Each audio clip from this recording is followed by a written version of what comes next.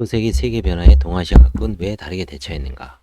조총과 장부, 리 보중, 글 항아리 2018. 유럽이 동남아시아를 통해 동아시아까지 진출하면서 시작된 대항해 시대는 지구 전체를 생활권으로 하는 새로운 시대를 열었다. 지금까지 우리는 서구가 발전된 기술과 무기를 이용해 일방적으로 동양을 침략했고 동양은 속수무책 당하기만 한 것으로 알고 있다. 이 책의 저자는 중국의 리 보중이다. 서양인이 아닌 동양인 시각에서 서양의 문명 침투 과정을 짚어보는 것은 나름 의미 있는 일일 것이다. 네덜란드 동인도 회사를 대표하는 선정구가 왼손에는 장부, 오른손에는 칼이었다고 한다. 서양인들이 동양에 진출하면서 앞세운 건 무역을 하는 상인과 이들을 보호하는 군인이었다는 뜻이다. 이 책 조총과 장부의 제목은 바로 여기서 따온 말이다. 책을 읽으며 알게 된 사실인데 화약혁명과 군사혁명을 따로 구분한다는 것이다. 화약혁명이란 송나라 때 발명된 화약이 몽고군에 의해 서아시아로 전파되고 다시 아랍인들을 통해 서유럽까지 전해진 것을 말한다. 이 혁명으로 다양한 총포가 개발되기 시작했다. 서유럽은 소총과 대포를 만드는 데 성공했고 그 기술이 다시 아시아로 넘어왔다. 이렇듯 화기 기술이 계속 발전하면서 새로운 무기들이 등장했다. 그리고 무기를 운용할 군대 편제와 전략 전술, 후방 보급 등의 군사 제도도 빠르게 변화했는데 이것이 군사혁명이다. 15세기까지만 해도 중국의 발전 속도는 유럽과 엇비슷했다. 그러나 군사혁명이 청나라 말에 가서야 이루어져 결국 서방에 밀리고 말았다. 대영 백과사전을 보면 화약혁명이 1300에서 1650년에 이루어진 것으로 되어 있다. 군사혁명은 군대 편제의 변화 등을 고려할 때 16에서 17세기 서유럽에서 먼저 진행되었다.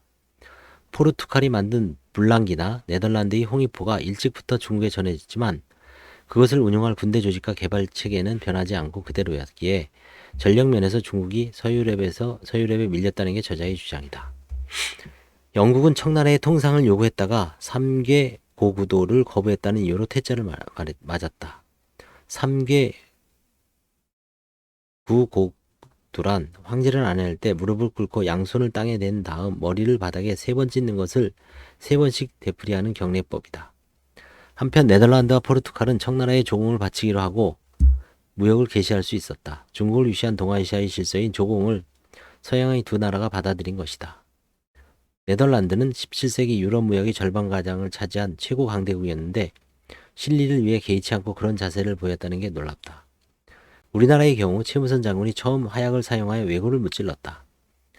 한데 그 배경에는 최무선 장군이 상관이었던 원나라 출신 장수 나세가 있었다.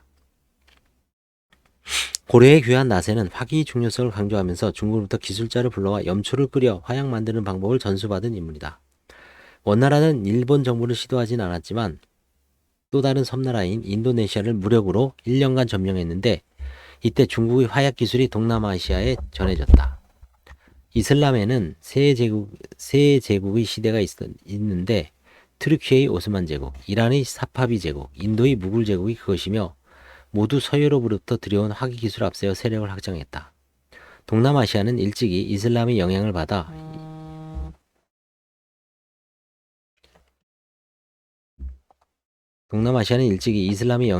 이 제국들에서 화기 기술을 도입할 수 있었다.